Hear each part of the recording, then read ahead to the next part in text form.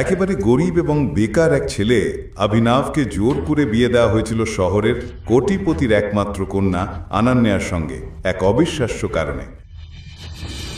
অভিনব ছিলেন ঘর জামাই এবং তিনি কেবল তার স্ত্রী অনন্যার কাছ থেকে নয়, তার ভাই ও চাকরদের অত্যাচারও সহ্য করতেন। কেন সেই কালো বহু কোটি টাকার গাড়িগুলো এসে এই গরিব অভিনবকে নিয়ে যেতে চাইল, যার হাতে কেবল নিত্য প্রয়োজনের একটি সাদামাটা ব্যাগ ছিল? তার আসল সত্য কি? অভিনব কে? কি রহস্যটা আছে যা আপনাকে চমকে দেবে?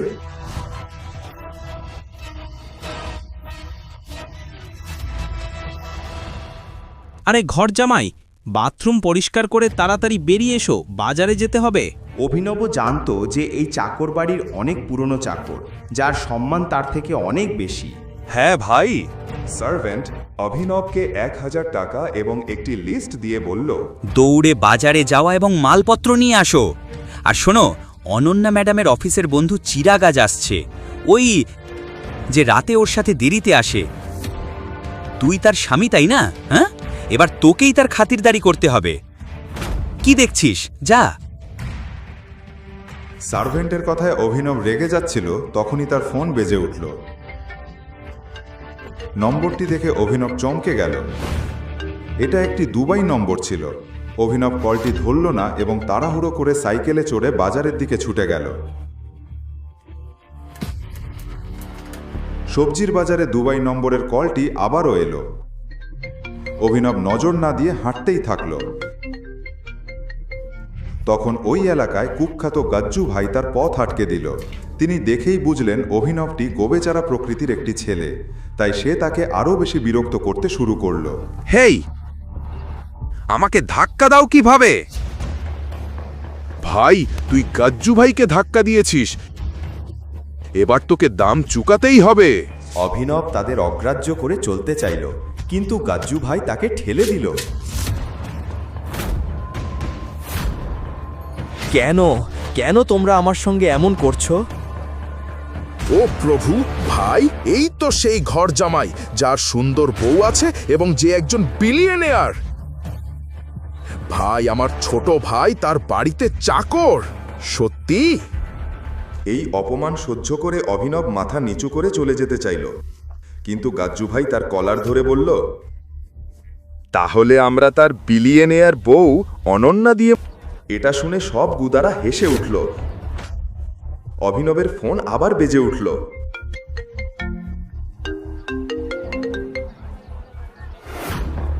ওহ, এটা কি তোর বউয়ের ফোন? ওর মিষ্টি কণ্ঠ শুনতে দাও। তুমি আমাকে যা খুশি বলতে পারো, কিন্তু এই ফোনটা ধরিবে না। কোনো বিলম্ব না করে গাজ্জু ভাই ফোন তুলল। হ্যালো অনন্যা বেবি, বলো। কিন্তু অন্য প্রান্ত থেকে যে কথা শুনল তাতে গজ্জু ভাই কাঁপতে লাগলো এবং প্রচুর ঘাম ছাড়তে লাগলো। সে অভিনবের পায়ে পড়ে বলল, ক্ষমা করো আমাদের ভাই, আমি ভুল করে আপনাকে চিনতে ভুল করে ফেলেছি। ঠিক তখনই ধুলো উঠতে লাগলো এবং সবাই দেখল 3টি বড় দামি কালো গাড়ি গুন্ডাদের সামনে থেমে গেল।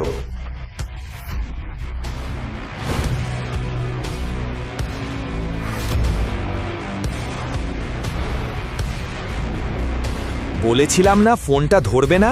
ওরা আমার লোকেশন খুঁজে পেয়েছে। বাইক চালাও, বাইক চালাও। এটা বলে অভিনব এক গুন্ডাকে ধরে একটি বাইকে চড়ে দ্রুত চলে গেল। উপস্থিত লোকেরা বিভ্রাত হয়ে রইল। কেন ফোন ধরার সঙ্গে সঙ্গেই কালো গাড়িগুলো এসে পৌঁছালো? বাজারপত্র কোথায়? আমি একটা সহজ কাজ বলেছিলাম, সেটাও তুই করতে পারলি না। সত্যি বলছি অভিনব, তুমি বাজার থেকে শাকসবজিও আনতে পারলে না। জানো কি, যাও আমার ঘরের মাকড়সার জালগুলো পরিষ্কার করো। তোমার কোমল হাতগুলো শুধু ওই রকম কাজে লাগে। তুমি বেকার। অনন্যা যত দ্রুত সম্ভব অভিনবকে ছেড়ে দিতে চেয়েছিল এবং সবার সামনে তাকে হেয় করে সে চেয়েছিল যে অভিনব নিজে থেকেই তার জীবন থেকে চলে যাক। ঠিক তখনই অনন্যার ফোন এলো কাজলের কাছ থেকে। হেই অনন্যা, তোরা খান্দালাতে মাফিয়া কিং আক্রম স্যারের পার্টিতে যাচ্ছিস তো? আমাদের সব কলেজ বান্ধবীরা যাবে সেখানে। না, আমার মেজাজ ঠিক নেই। অনন্যা, এটা তো মাফিয়া কিং আক্রম স্যারের আমন্ত্রণ, না বলা যায় না।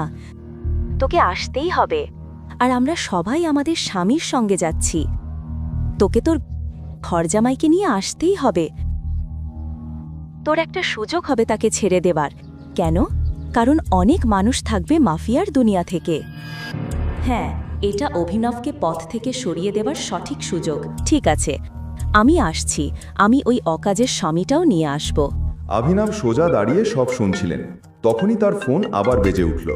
স্ক্রিনে দুবাই নম্বর দেখে অভিনব বাড়ি থেকে বেরিয়ে গেল। আমার বেকার স্বামীর গ্রামের বন্ধু নিশ্চয়ই ফোন করছে। ঠিক আছে, আমি ওকে আমার ড্রাইভার হিসেবে নিয়ে আসব। ঠিক আছে? ঠিক আছে, দেখা হবে। বাই। এবং এখন খান্ডালাতে এমন কিছু ঘটতে চলেছে যা আনান্নাকেও চমকে দেবে।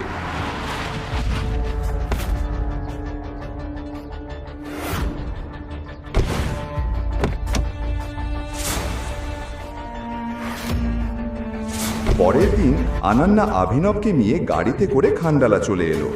হোটেলটা দেখে অভিনবের চোখ বড় হয়ে গেল। তোমার পুরো পরিবারে হয়তো তুমিই একমাত্র যে এত বড় একটা হোটেলের মধ্যে পা রাখার সুযোগ পাচ্ছ। ঠিক তখনই অনন্যার কলেজের বেয়াদব ধনী বন্ধুবান্ধবরা সেখানে এসে হাজির হলো। তাদের মধ্যে রাজ নামের একটি অহংকারী ছেলেও ছিল, যে সবসময় অনন্যাকে ইমপ্রেস করার চেষ্টা করত। অনন্যা, এটা কি? তুই কি এই ট্রিপে স্বামীর বদলে নিজের চাকরটা এনেছিস? ওটা আমার স্বামী। কি? অভিনবের সাধারণ পোশাক দেখে অনন্যার বন্ধুগণ ও তাদের স্বামীরা মুখ বাঁকা ছিল, কিন্তু তাদের ধারণা ছিল না কি ঘটতে চলেছে। তখনই হোটেল ম্যানেজার এসে বলল, এক্সকিউজ মি স্যার, আকরম স্যারের পার্টি সন্ধ্যায়, তাই এখন লাঞ্চ আর ড্রিঙ্কসের বিল আপনাদের তরফ থেকেই পে করতে হবে। ওয়েটার যখন মেনু কার্ড নিয়ে এলো, তখন আরিয়ান নামের একটি ছেলে অভিনবকে ফাঁদে ফেলতে ঘোষণা করে, হে সবাই, আজ বিলটা অভিনবই দেবে। আমি এমন কিছুই বলিনি। চল সবাই তালি দিই অভিনবের জন্য। এই চাকর যে মাসে ৬,০০০ টাকা করে পায়, আমাদের লক্ষের বিল দেবে। 1 মিনিটে কি হলো অভিনব বুঝতেই পারল না। আর অনন্যাও ভাবছিল, অভিনব এটা কি করলো? আমার কাছে আজকের বিল দেওয়ার মতো টাকা নেই, আর এই অভিনব তো একেবারেই গরিব। আর হ্যাঁ বন্ধুরা, অভিনব একটি শর্তও রেখেছে। যদি সে আজ বিল দিতে না পারে, তাহলে রাজ অনন্যাকে নিয়ে যাবে। কি? অভিনব, তুমি নিজের সীমানা বজায় রেখে দাও বিট। আমি তোমার জিনিস নই যাকে বাজি রাখা যায়। অনন্যা, আমার কথা শোনো, আমি তো কিছু। চুপ কর, চুপ কর। অভিনব অনন্যাকে বোঝাতে চাইল যে ওকে ফাঁদে ফেলা হচ্ছে। আরে আরে আরে, বাজি ধরা হয়ে গেলে পিছিয়ে যাওয়া যাবে না। কি হলো? টাকা শেষ হয়ে গেল? ওয়েটার! রাজ অভিনবকে কথা বলবার সুযোগ দিল না এবং হোটেলের সবচেয়ে দামি খাবার ও ড্রিঙ্ক অর্ডার করাতে লাগলো। ঠিক তখন কাজলের চোখ পড়ল একটা বক্সিং রিংয়ে। হে রাজ, তুমি তো কলেজের বক্সিং চ্যাম্পিয়ন ছিলে, তাই না? তাহলে আর কি, তোর এবং অভিনবের মধ্যে একটা লড়াই হওয়া যাক। আমাদের খাবার আসার আগে বিনোদনও হবে। এটা শুনে সবার আগ্রহ জাগল, কারণ রাজ সত্যিই এক ভয়ঙ্কর বক্সার, যার নামে অন্য কলেজগুলো ভয়ে কাঁপত। রাজ এতদিনে 25 জনের নাক ভেঙে দিয়েছে। ঠিক তখনই অভিনবের ফোন বেজে উঠল। অভিনব স্যারের ফোন বাজছে। কে ফোন করছে? রাঘু কাকা।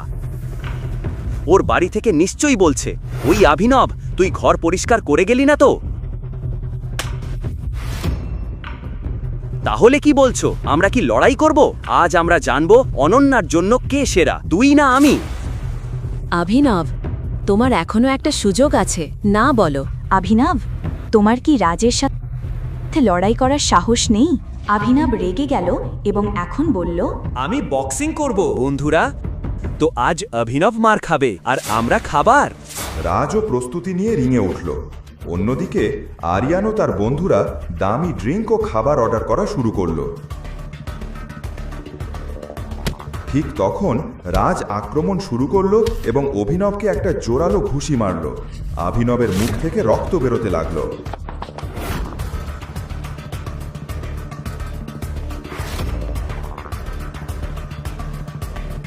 এরপর রাজ ক্রমাগতভাবে অভিনবকে ঘুষি মেরে চলল, তাকে হাত তুলবারও সুযোগ না দিল।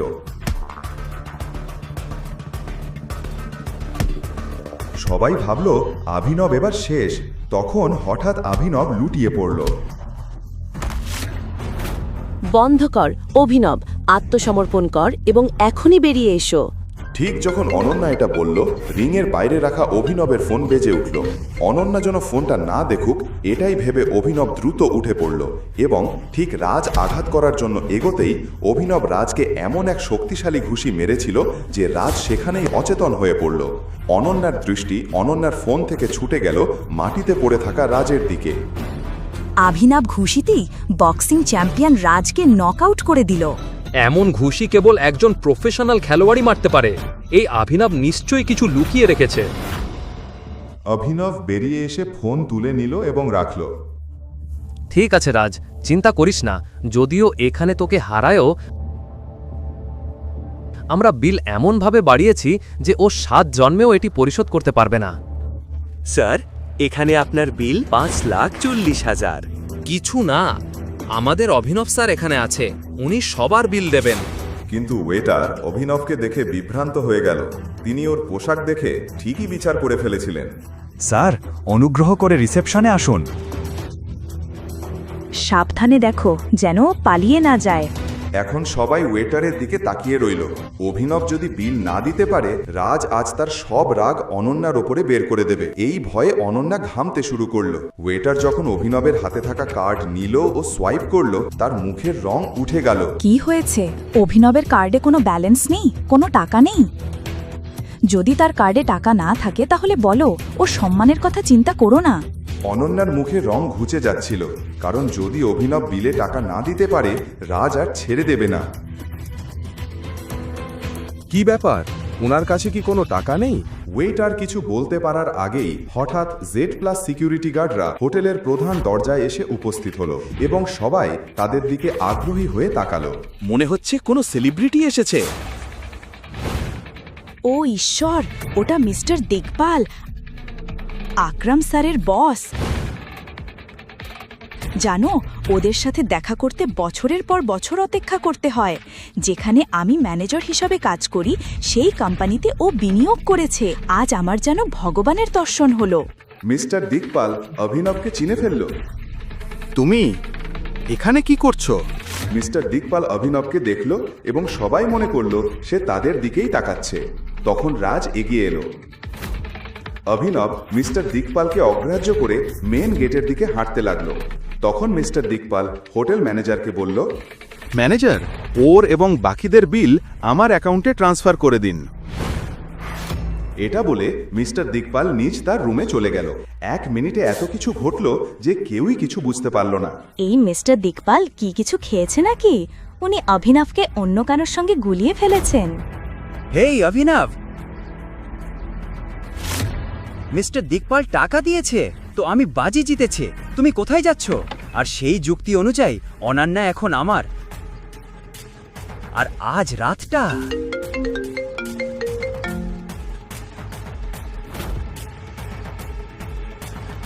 দেখো রাজ, ফোনটা দাও আমাকে। তখন রাজ অভিনবকে বক্সিংয়ের বদলা নেওয়ার জন্য বলল, কোন বড় সুপারস্টারের কল এটা? বারবার বাজছে। ফোনটা রিসিভ করে দেখা যাক। দেখ, তোর সব রাগ আমার ওপরে। দেখা কিন্তু ফোনটা ধরিস না। রাজ এটা চ্যালেঞ্জ হিসাবে নিয়ে ফোনটা ধরল। রাজ ফোনটা স্পিকার করে দিল এবং অন্য প্রান্ত থেকে একটা কণ্ঠ বলল, বস, আমরা আপনার লোকেশন পেয়ে গেছি। আমরা আপনাকে আনতে আসছি। কিছু গুরুত্বপূর্ণ আছে।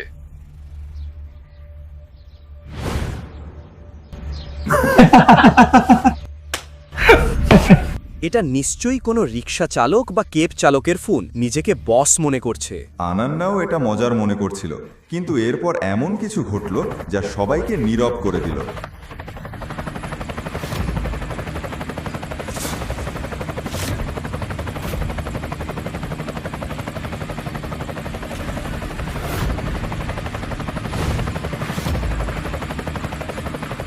আরে, ওটা তো কোটি টাকার হেলিকপ্টার।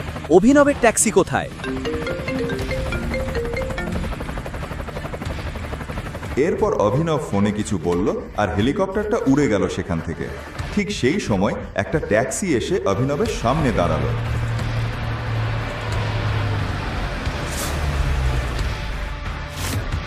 পাহাড় খুঁড়ে ইঁদুর বেরোলো, জানতাম ও এত দামি হেলিকপ্টারে চড়বে। দেখো, ও ট্যাক্সি এসে গেছে।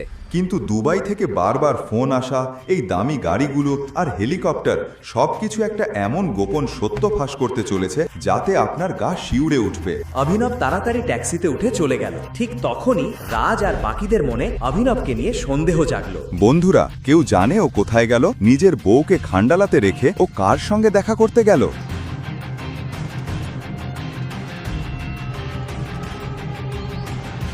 The person you have called is currently busy on another call. তুমি এমন সাহস করলে অভিনব, আমায় না বলে কোথায় গেলে? অনন্যা, তুমি কোনোদিন খোঁজ নাওনি তোমার অকর্মা স্বামী কার সঙ্গে কথা বলে? চলো অভিনবের পর্দা ফাঁস করা যাক। আজই ওকে হাতে নাতে ধরব। এটা বলেই রাজ অনন্যার গাড়ি বের করলো আর সবাই মিলে অভিনবের ট্যাক্সিকে ফলো করতে শুরু করলো।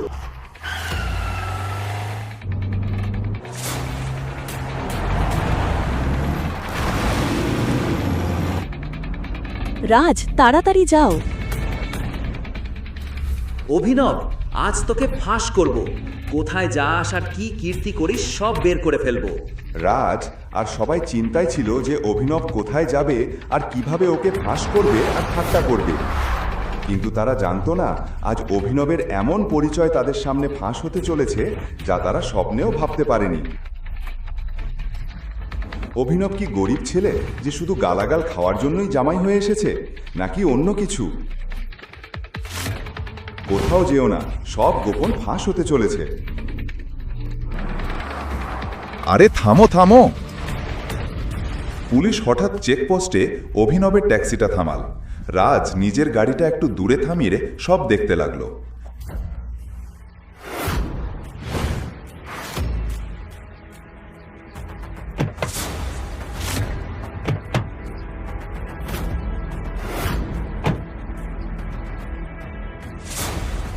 পুলিশ ইন্সপেক্টর অভিনবকে গাড়ি থেকে নামিয়ে চেকিং শুরু করলো। তল্লাশিতে অভিনবের কাছে একটা বন্দুক পাওয়া গেল। বন্দুক দেখে ইন্সপেক্টর বলল, এটা কি? এই বন্দুক কোথা থেকে এলো? লাইসেন্স কোথায়? অভিনবের কাছে বন্দুক? যে লোকটা নিজের চাকরের কাছ থেকেও গাল খায়, পুরনো গাড়িতে পেট্রোল ভরতে 500 টাকা ধার নেয়, ওর কাছে বন্দুক এলো কোথা থেকে?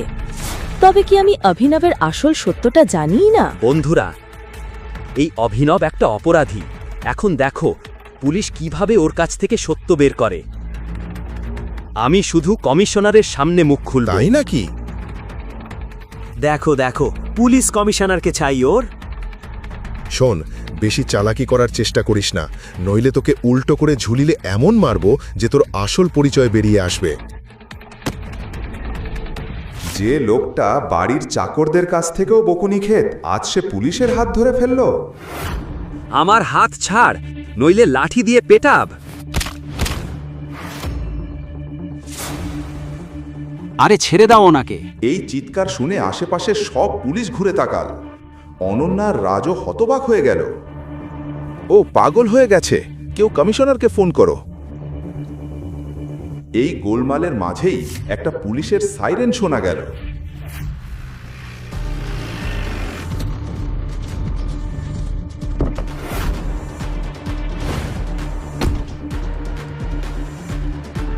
এ কি নাটক হচ্ছে এখানে? স্যার,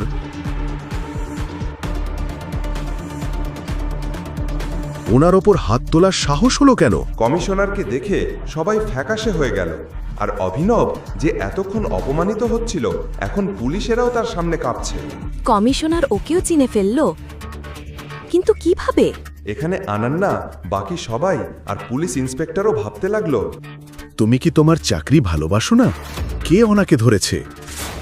কিন্তু স্যার, ও বন্দুক মানে ওর কাছে বন্দুক ছিল তো কি হয়েছে, ওটা সেলফ ডিফেন্সের জন্য। আর আমি অনাকে অনার জন্মদিনে এই বন্দুকটা গিফট করেছিলাম। ওর জন্মদিনে? কিন্তু ওর জন্মদিনে তো অভিনব ওর মায়ের স্যান্ডেল মেরামত করতে গিয়েছিল। কমিশনার ওকে বন্দুক গিফট করলো? আমি কি স্বপ্ন দেখছি? অনন্যার বাকিরা কিছুই বুঝতে পারছিল না।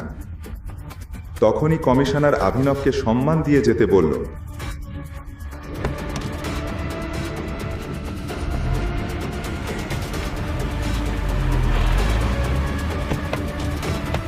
কিন্তু রাজ গাড়ি নিয়ে অভিনবের পিছু নিতেই পুলিশ ইন্সপেক্টর ওদের থামালো।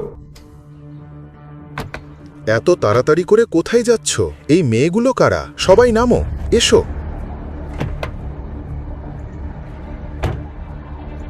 স্যার, আমরা অভিনবজির সঙ্গে আছি, তাই উনি যেখানে যাবে আমরাও সেখানেই যাচ্ছি। ঠিক আছে, যাও।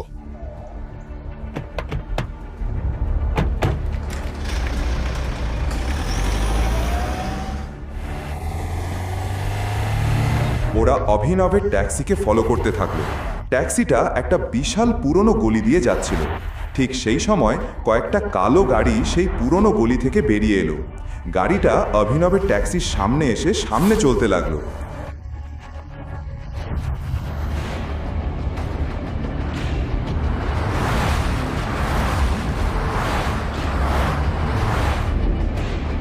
তারপর আরো 3টে কালো গাড়ি অভিনবের ট্যাক্সির সঙ্গে সঙ্গে চলতে লাগলো।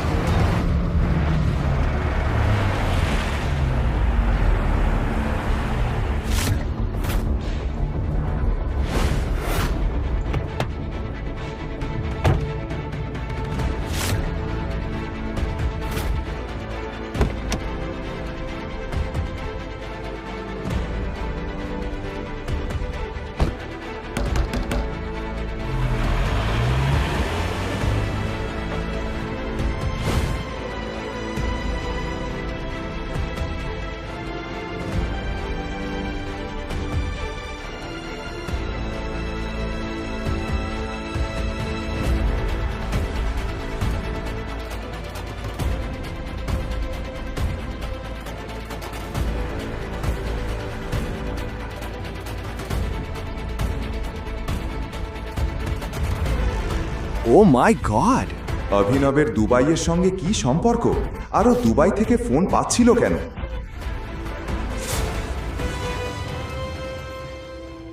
গরিব ডেলিভারি বয় অভিনবের প্রেমিকা ওকে ছেড়ে একটা ধনী লোকের জন্য চলে গিয়েছিল। তারপর কি হয়েছিল?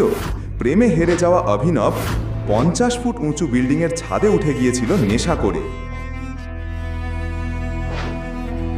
বৈভবী, আমি এই দুনিয়া ছেড়ে যাচ্ছি।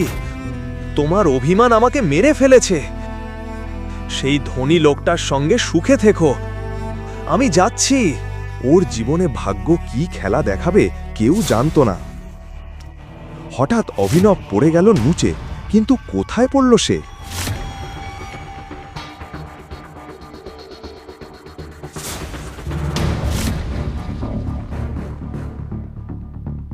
এটা কি? ও ঈশ্বর, আমি এখানে কিভাবে এলাম? হ্যাঁ, ছাদ থেকে পড়ে অভিনব পৌঁছে যায় শহরের সবচেয়ে সুন্দর ও ধনী মেয়ে আনান্যার বেডে, যে ওই সময় শান্তিতে ঘুমোয়েছিল।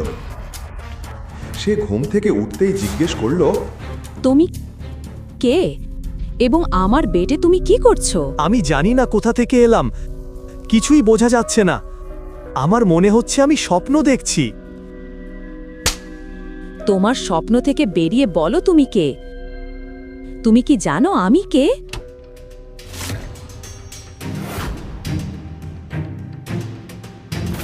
ও ঈশ্বর, এসব কি দিদি? এই ভিখারিটা তোমার বেডরুমে কি করছে? ও, বুঝতে পেরেছি। সানি, তুমি এখানে কি করছো? না না, প্রশ্নটা আমার করা উচিত দিদি। এই ছেঁড়া লোকটা তোমার বেডরুমে কি করছে? দেখো দেখো ভাই, আমি নিজেও জানি না কিভাবে এখানে এলাম। আমি শুধু বলতে চাই আমি ছাদে ছিলাম। চুপ কর। পুলিশ আসবে আর পুরো সত্য উদ্ঘাটন করবে। না না দিদি, পুলিশকে কিছু বলিও না। হয়তো তুমি সিং পরিবারের মর্যাদা ভুলে যাচ্ছ। সিং পরিবারের সকল সিদ্ধান্ত এক ব্যক্তিই নেন, মহান রাজা হারদেব পাল সিং, আমাদের সম্মানিত দাদু। দাদুর নামে শুনে অনন্যার কপালে ঘাম জমতে শুরু হয়ে গেল।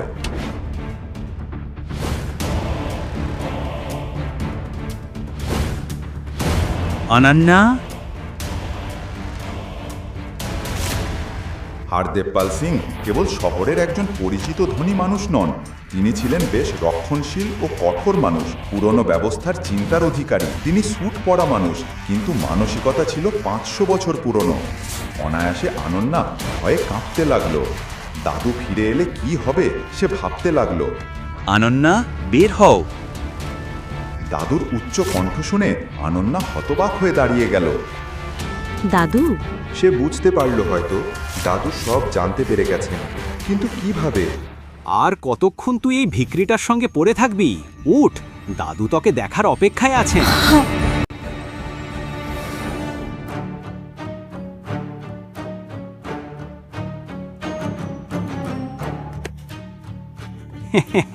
কোথায় যাচ্ছিস ভাই? বড়রা ঠিকই বলেন, অ্যালকোহল স্বাস্থ্যের জন্য ক্ষতিকর। এখন দেখো,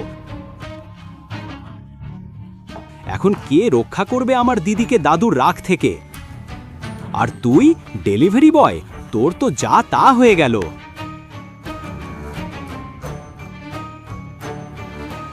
এটা শুনে অভিনব বুঝল সানি হয়তো সবকিছু করেছে। ছাদ থেকে পড়ে হয়তো অভিনব অচেতন হয়ে গিয়েছিল এবং সানি তাকে সেই অবস্থায় এখানে নিয়ে এসেছে। কিন্তু এখন অভিনবের মনের মধ্যে অন্য প্রশ্নগুলো ঘুরছিল। একজন ভাই তার বোনের সঙ্গে এমনটা করতে পারে? সে কি সত্যিই ওর ভাই? এই প্রশ্নগুলো অভিনবের মাথায় ঘুরে বেড়াচ্ছিল। এদিকে হারদেব পাল সিং একটি বড় সমস্যা বয়ে এনেছে। তোমার এত বড় সাহস? বিয়ের আগেই কোনো ছেলের সাথে সম্পর্ক রাখো?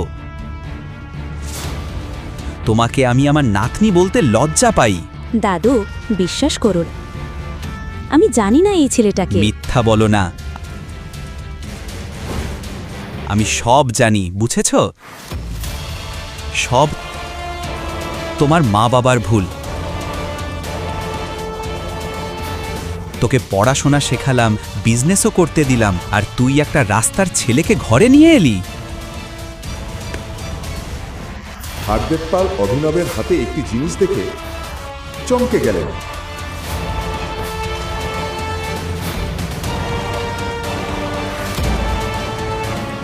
তোমার লজ্জা হওয়া উচিত। তুমি নিজে দাদু হয়ে নিজের নাতনির উপর হাত তুলছো। তাকে এভাবে অপমান করা, তুমি ঠিক আছো? এই কি ন্যায়? হঠাৎ পুরো ঘর নিশ্চুপ হয়ে গেল। কেউ আগে হারদেবের সঙ্গে এভাবে কথা বলেনি। এখানে একটা সাধারণ ডেলিভারি বয় শহরের একজন নামকরা মানুষের সাথে তর্ক করছে। তুই নীচ মানুষ, কি সাহসে আমার দাদুর মুখের ওপর কথা বলিস? তোকে গুলি করে মারব। সানি, ওকে ছেড়ে দাও। সানি বুঝল না কেন তার দাদা এভাবে বলছেন, কিন্তু তার কোনো উপায় ছিল না। তাকে দাদুর কথা মানতে হলো। হারদেব পাল অভিনবকে ওপরে থেকে নিচে পর্যন্ত দেখে অনন্যাকে বললেন, অনন্যা, ওই ছেলেটার নাম যাই হোক, তোকে তাকে বিয়ে করতেই হবে। না দাদা, আমি কিভাবে তার সাথে বিয়ে করব? আমি তোর নামও জানি না। ও মেয়ে, এমন নির্দোষ অভিনয় করো না। তুমি হারদেব সিং এর বিধি জানো না? নিঃশব্দে বিয়ে করো, আর তা আজই। না দাদা, আমি এই দরিদ্রটাকে বিয়ে করব না। আমি বিয়ে করব না। ঠিক আছে সানি, তোমার বোনকে ফার্ম হাউসে নিয়ে যাও। জ্যান্ত মাটিতে পুঁতে দাও। এটা শুনে অনন্যা সিং উঠে দাঁড়ালো। সে জানতো হারদেব যা বলছে তা সে বাস্তবেই করাতে পারে, কারণ এর আগেও যে কেউ সিং পরিবারের নিয়মের বিরুদ্ধে গিয়েছে তাদেরও এই এক পরিণতি হয়। অনন্যা এখন দাদুর সম্মুখে অপ্রতিরোধ্য। অভিনব জানতো যদি সে অনন্যাকে বিয়ে না করে এক নির্দোষ মেয়ে তার জন্য প্রাণ হারাবে। তারপর আর কি, 1 ঘন্টার মধ্যেই ওই একই হলে অনন্যা ও অভিনব বিয়ে হয়ে গেল। তাদের বিয়ের প্রথম রাতে অনন্যার মাথায় কেবল একটি চিন্তা ছিল।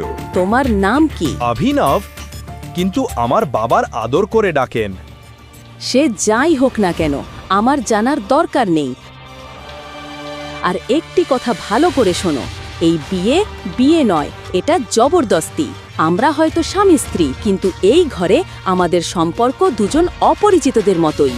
অভিনব জানতো যে রাজবাড়ির রানী অনন্যার সাথে একজন ডেলিভারি বয়ের কী বা সম্পর্ক থাকতে পারে, কিন্তু সে এটা জানতো না যে ঈশ্বর যদি তাদের মিলিয়ে দিয়ে থাকেন তাহলে তার পেছনে নিশ্চয়ই কোনো কারণ আছে। আজ আমার বন্ধু আকরামের জন্মদিনের পার্টি, আর অনন্যা তুমি আমাদের নতুন জামাইকে সঙ্গে নিয়ে যাবে। অনন্যা পার্টিতে যেতে চাইছিল না, কিন্তু দাদুর আদেশ অমান্য করা তার পক্ষে সম্ভব ছিল না। অনন্যার সাথে অভিনবকে যেতে বাধ্য করা হলো, কিন্তু সেখানে গিয়ে সে এমন একজনের মুখোমুখি হলো যা তাকে একেবারে অবাক করে দিল। বৈভবী, তুমি এখানে? হ্যাঁ, অভিনবের সামনে দাঁড়িয়ে ছিল তার প্রাক্তন প্রেমিকা বৈভবী, যার থেকে অভিনব ভালোবাসায় বিশ্বাসঘাতকতা পেয়ে ছাদে উঠেছিল। কিছুদিন আগেই শহরের নামকরা ধনী দেবান তার প্রেমে পড়ে যায়, আর বৈভবী অভিনবের সাথে সম্পর্ক ভেঙে দেয়। দেবান দেখল অভিনব বৈভবীর সাথে কথা বলছে, তাকে দেখেই বলল, বেবি, এই হতচ্ছাড়াটা কে? এ তো সেই ডেলিভারি বয়টা না, যে তোমার জন্য ছাদ থেকে ঝাঁপ দিয়েছিল? হ্যাঁ বেবি, এ তো সেই আজকের দেবদাস। মনে হয় ডেলিভারি দিতে এখানে এসেছে, তাই না? এদিকে সানি সেখানে এসে পৌঁছাল যে আগে থেকেই পার্টিতে ছিল। কি খবর জামাই বাবু, এখানে পিৎজা ডেলিভারি করতে এসেছো নাকি? জামাই বাবু, তোমাকে দেখে তো গরিব ঘরের ছেলে মনে হয়, কিন্তু এতটা গরিব যে ডেলিভারি বয় হয়ে গেছো। ছি ছি ছি জামাই বাবু। সানি, তুমি এই ছেলেকে জামাইবাবু কেন বলছো? কি বলছো এসব? হ্যাঁ, আমি এটাই বলতে চাইছি যে আমার বোনের বিয়ে এই ছেলেটার সাথেই হয়েছে। ও আমার বোনের স্বামী, ও আমার বোনের আদরের মিষ্টি ভালোবাসার স্বামী। এই কথা শুনে পার্টির সবাই চমকে গেল, কিন্তু সবচেয়ে বেশি অবাক হলো অন্যান্যার প্রাক্তন প্রেমিক চিরাগ। না অনন্যা, তুমি এটা করতে পারো না। আমি এত বড় লোক, আর তুমি কি না এই ভিখারিটাকে বিয়ে করলে? তোমার এমন কি হলো যে তুমি এই ভিখারিটাকে বিয়ে করলে? দাঁড়াও চিরাগ, আমিই বলছি আমার আদরের বোন কেন ওকে বিয়ে করেছে। এরপর সানি নাটকীয়ভাবে সেখানে উপস্থিত সবার সামনে সেই অদ্ভুত বিয়ের গল্পটা বলতে শুরু করলো। কিভাবে অভিনবকে অনন্যার বিছানায় পাওয়া গিয়েছিল, কিভাবে দাদু তাদের বিয়ের আদেশ দিয়েছিলেন। সব শুনে সবাই চুপ হয়ে গেল, সবাই চলে যাচ্ছিল। অনন্যার চোখে জল এসে গেল, সে কাঁদতে কাঁদতে দৌড়ে সেখান থেকে চলে গেল। অভিনব অনন্যার পেছন পেছন বেরোতে যাচ্ছিল, কিন্তু সানি তাকে আটকে দিল। সে অভিনবের হাত ধরল। আরে জামাই বাবু, কোথায় যাচ্ছ? তুমি তো আমাদের গর্ব। এসো এসো জামাই বাবু, তোমার জন্য এই চেয়ারটা বিশেষভাবে বানানো হয়েছে। এই বলে সানি অভিনবকে সুন্দর কিন্তু বিপজ্জনক দেখতে একটা চেয়ারে বসার জন্য ইশারা করল। আরে সানি, পাগল নাকি? ও এই চেয়ারে বসতে পারে না। তুই তো জানিস এটা কার চেয়ার, তাই না? তুই চুপ কর দেবান। আমার জামাই বাবুকে কিভাবে সম্মান জানাতে হয় সেটা আমি জানি। হ্যাঁ, ও যেই হোক না কেন আমাদের বন্ধু সানির জামাই বাবু, তো ওকে তো সম্মান দেখাতেই হবে, তাই না? অবশ্যই দেখাতে হবে, কেন দেখাবো না? চিরাগের কথা শুনে দেবান ব্যাপারটা বুঝলো। সানি মনে মনে অভিনবকে শেষ করে দেওয়ার ফোন দিয়ে আঁটলো। এবার এই ডেলিভারি বয়টা নিজের আসল জায়গাটা বুঝতে পারবে। এসো, তোমাকে তোমার হট সিটে বসাই। এটা তোমার জন্যই বানানো। এবার বসো। আরে জামাইবাবু, দয়া করে বসো। অভিনব চেয়ারে বসার সাথে সাথেই খুব জোরে একটা অ্যালার্ম বাজতে শুরু করল। অভিনব যখন আকরামের সামনে ক্ষমা চাইছিল, তখন আকরামের চোখ আটকে গেল অভিনবের হাতের আংটায়। আংটিটার ওপর একটা বাঘ খোদাই করা ছিল। আংটিটা দেখে আকরামের মুখের ভাব হঠাৎ পাল্টে গেল। রাগের জায়গায় চোখে মুখে ভয় ফুটে উঠল। আংটিটা দেখে আকরামের যেন পুরনো কিছু মনে পড়ে গেল। টাইগার, আমাকে মাফ করে দিন। আমি আপনাকে চিনতে ভুল করেছি। আমি সত্যিই দুঃখিত। আরে আকরাম কাকা, আপনি এই ভিখারিটার সামনে হাত জোড় করছেন কেন? তুই ওকে ভিখারি বললি? ছোট লোক কোথাকার। এই চেয়ার ওর, এই সাম্রাজ্য ওর। ওই আমাদের মাফিয়া কিং গ্যাংয়ের আসল মালিক, আমাদের টাইগার। ওই আসল টাইগার। হে ভগবান! কেন আকরামের মতো একজন ভয়ঙ্কর ডন অভিনবের সামনে মাথা নত করল? কেনই বা সে অভিনবকে টাইগার বলে ডাকল? আকরাম কি অভিনবকে চিনতে পেরেছিল? অভিনব ওরে টাইগারের গল্প কোন নতুন মোড় নেবে? বাকিটা জানতে হলে দেখুন পরের episode, the return of the tiger, শুধুমাত্র পকেট এফএম এর ইউটিউব চ্যানেলে। নিচের লিঙ্ক থেকে পকেট এফএম অ্যাপ ডাউনলোড করুন।